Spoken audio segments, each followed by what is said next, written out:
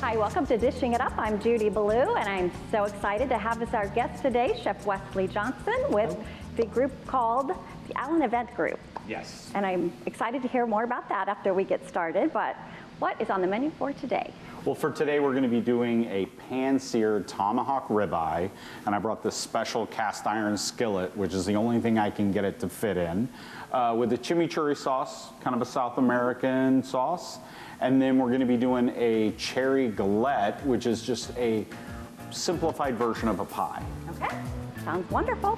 We are going to put the list of ingredients up on the screen for you, and we'll take a short break, come back and start cooking. Sounds great. Okay.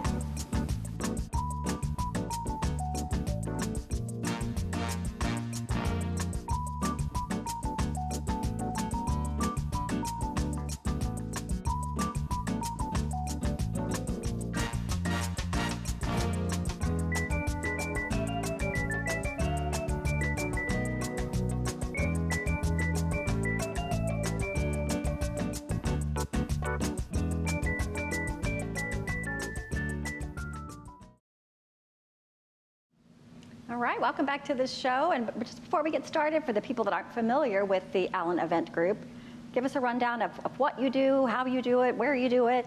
So we go just about anywhere. Okay. We do mostly private residence.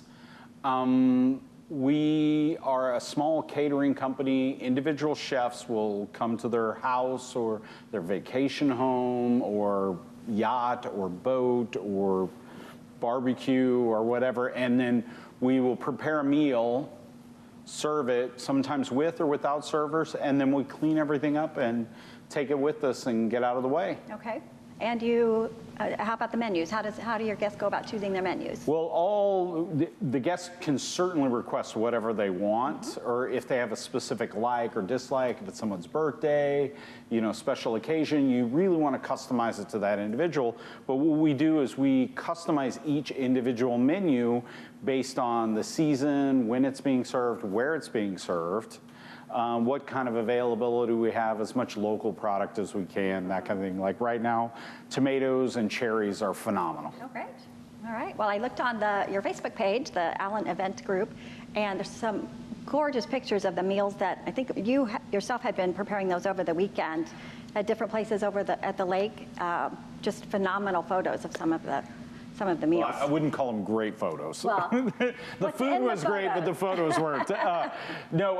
So we do take some photos as reference points for other guests to kind of use as a leaping off point or an inspiration for whatever menus it is they want us to create for them. No, it just looked fabulous. I think it must taste as good as it looks. I hope so. Yeah, that's great. So we're going to get started on a steak. What are you going to tell us about this? So today we're going to do one of the most popular steaks currently, which is the tomahawk ribeye. A lot of people are using these on their barbecue grill, smoker, things like that. Because it's such a large steak and large piece of bone, it's very difficult to cook it pan-seared. I fortunately have a pretty sizable collection of cast iron pieces, and this one actually travels with me everywhere I go. I mean, this in my knife bag, and I can pretty much go anywhere and work. So we're gonna season this up, and then we're gonna make a chimichurri sauce to go with it. Okay, where do we start? Or where do you start? I'm just gonna stand over here and watch. Well, we've already been preheating this while we were chit-chatting, and so we're trying to get this really nice and hot. And then we're gonna add butter to it and sear it. So I'm gonna brown the butter while I'm seasoning the steak. You always wanna be doing something while doing something else, just to make things really efficient. What's the benefit of leaving the extra piece of bone there on the end? Is that? So it's partially presentation, and you get a lot of great flavor from the bone.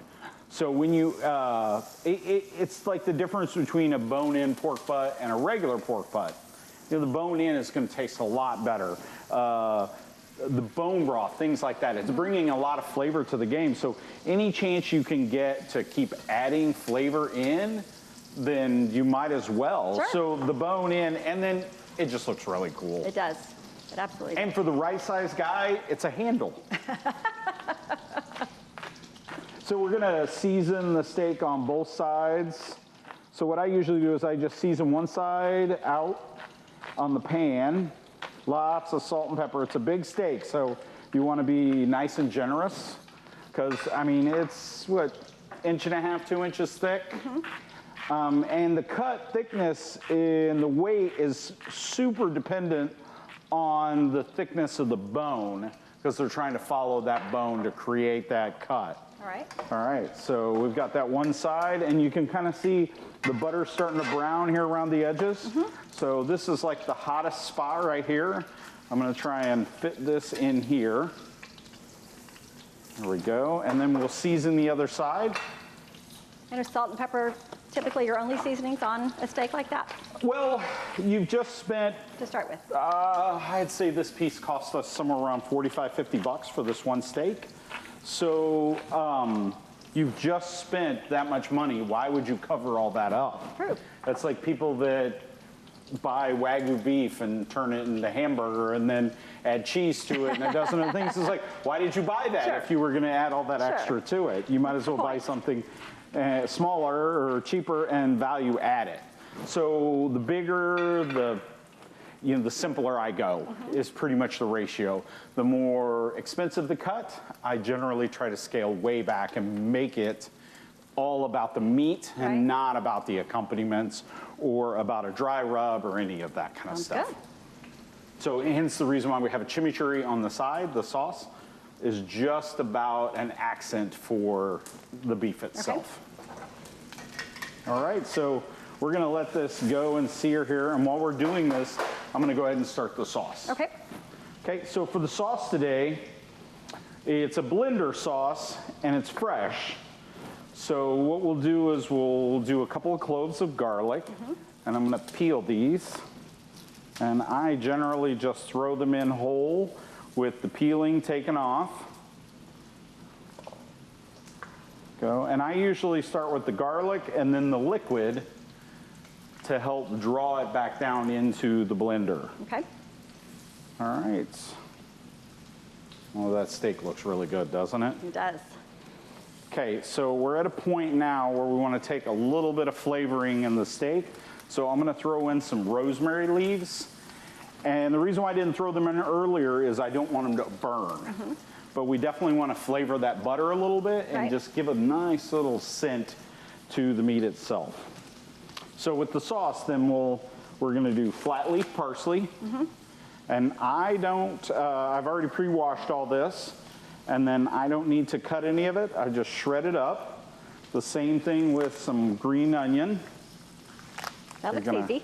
Huh? That looks easy. I can do that. Oh, yeah. And, you know, this is one of those sauces that you can make a little too much, and it's great on eggs. It's great for breakfast, over some potatoes. We've got 2 bunches of cilantro. And then we're gonna hit it with some salt and pepper. And we try to salt and pepper virtually everything. You always wanna continue to add layers of seasoning as you're going along. So one of the things about this steak that we can talk about is it's such a big piece. And if you don't have a nice hood or something like that, you really don't wanna try and do this indoors. Right, right. You wanna do it outside, over charcoal or a gas burner, something like that. I mean, we're lucky today that we're in such a beautiful kitchen that we can do that. You know, one of the things about Alan's events is we adapt to so many different environments constantly, from being on a boat to cooking poolside to I've had to work in a garage, so just wherever, you Wherever never they know. want you, that's right. So, all right, I think we're about ready to turn this bad boy. Oh gosh. We got a nice color there. My camera people are salivating right now. Oh, we're gonna have to make them wait. This will take about 20 minutes total Okay. to cook to where we want it to be. Okay. So now that we've got all the greenery in here, we can put it on the blender, and we're gonna add red wine vinegar. So I actually make this, all the red wine that I don't drink, which is not a lot, we save over the winter, and then we make our own red wine vinegar out of Oh, it. okay. Okay. And I'm gonna give it a splash of olive oil to keep it lubricated and help it kind of just smoothly puree. Okay. Oh, And then we'll put the lid on here. And we would puree this so you get a nice fine texture. Okay. And this is the result of that. Okay. So you can kind of take a smell. It's got this real garlicky, fresh herb, Definitely. little cilantro. And then some versions might include mint, or if you decide you don't want to use green onion, you can use red onion, Right. things like that. Okay. So, This is a great time that we can take a break. while yes, this I'm going to pop continues this in cook. the oven and then we'll come back. Okay, great. We'll be back in just a minute. Yes, this really smells like it has all of those herbs in it. Oh, yeah. And I actually made that Friday. Oh, really? Yeah. Oh, I'm dying to sorry. I get this didn't on. know it was. Yeah.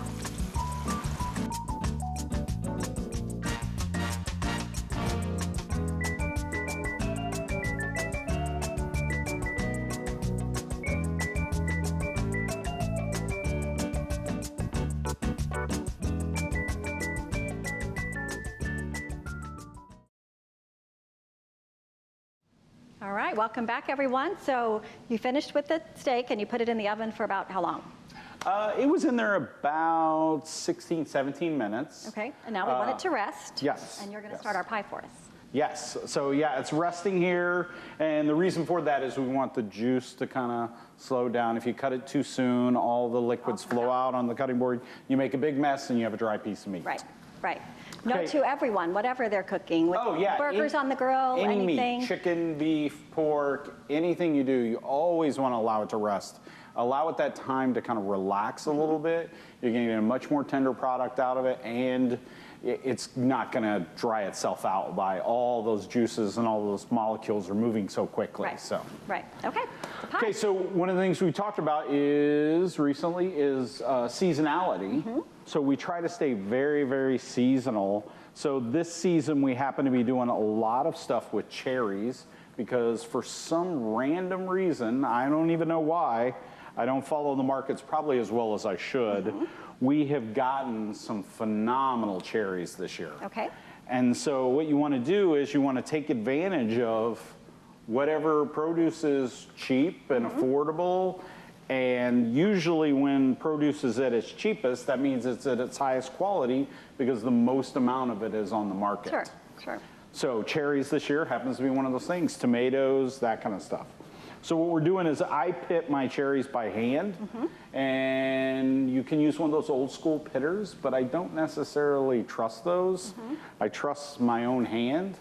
And since this is also a rustic tart, kind of almost like a flat version of a pie, what we do is I'll crush them and then remove the pit, and then I am left with the fresh cherries. Great.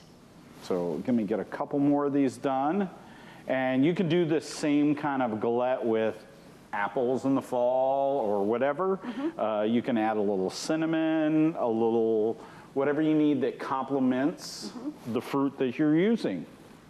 So I've pre-rolled my pie dough and gotten it where I want. And then what we're going to do is we're going to take the cherries collected and we're going to place the cherries or whatever fruit you're at in the center. Let me wash my hands so we don't, so that pie crust will stay nice and pristine looking. Right in the center. Yes. So we place them in the center, and then instead of using a pie pan, what we're going to use is a fold technique to encapsulate it and to contain everything. Kind of like you would do if you had like one of those pools, above ground pools, how its own kind of structure holds itself. The pie does a similar thing. So we'll fold up a lip and then we'll fold over, and each one of these folds helps to keep the tartlet together. And then you just keep folding all the way around until you get that. All right. Now you can cook them on a standard sheet pan or a cookie sheet or something like that. A lot of people use pan spray. I just use olive oil out of choice. That way I don't have to. We do a lot of caterings, so I don't want to carry extra stuff. So I find more. Yeah, I find a lot of things that do multiple purposes. So. And you didn't add any seasonings or anything? Just the cherries are so good? These cherries today are, but you're not always going to run into that. Right. You want to taste the cherries. If they're a little tart, add a little sugar. If the fruit that you're using is really high in moisture, like apples or pears at the peak of their season, you'll want to toss just a little teaspoon of cornstarch in there to kind of help hold it together. Okay. You can brush the crust and add a little cinnamon, but it's a really personal, individual kind of feel, or a tart for 2 people or 3 people. Okay. So Great. So we're going to take this and we'll put it on the on the pan, All right. and then we'll walk it over to the oven. To the oven. And that will cook for how long? Usually I cook them for 8 to about 11 minutes, and I cook them at around 350, 375. Okay. And we've got one that is just coming out. You can see how the crust is set up. Oh, beautiful. It'll become a nice crunch. And then you can just let this sit to the side and cool down. Great. And then you'll pick it up and cut it and serve it a little powdered sugar or something like that. But super simple. I find that in the summer, people enjoy ice cream or whipped cream. This is a nice vehicle for one of those things. Right. All right. Now All right. the meat. All right, so this is the part everybody skips when you're dealing with a tomahawk, is what do you do with it? You can't just throw it on a plate because not very many people have plates this big. I mean, Fred Flintstone, I think you said earlier, right? Yeah, exactly. So what we're gonna do is we're gonna carve it and then present it how we would do it for our guests. Great. So what we'll do is we'll start with the bone up, and then we will cut along the bone. And you wanna get as close to that as you can. Oh, that is beautiful, because our guest today told me she likes her steaks medium. So we'll take that. Okay. We'll kind of set that piece on. And this is the presentation board, and this will be the board we cut. So then I will take, and I love this fatty part of the eye right here. That's one of my best parts, my favorite parts. So we're gonna cut a little bit, and then what we're gonna do is we're just gonna place it back together on here like it was never disturbed. Oh, lovely. And then that way people can get a real good visual of what the whole steak looked like. And then when we go to serve it, we can take small pieces and serve the guests. Okay, so we'll slide that under there. And put this here. And assuming you have a group that you're catering for, is it always temperature to their preference as well, or do you do how you know the meat will be best? It depends on the size of the group. Okay. Let's say I'm serving a group of 8 or 10 guys. There's a good guess that medium rare is going to satisfy them. Right. If it's mostly women, probably medium, depending on their age. Younger women have a tendency to eat. So we have to kind of profile a little bit, and then we kind of guess. And we also just ask clients. Okay. Whoever the head is or our point of contact is, we'll try and lean on them to kind of give us some ideas of what the guests like. So. You bet. All right. Thank you. And then this is the chimichurri that we made earlier. And we're just gonna kind of drizzle that over. And then with this one, we would take it, present it at the table, and then French serve to each individual guest. Lovely. All right, here we go. Another short break. We'll be back to taste test. That looks beautiful.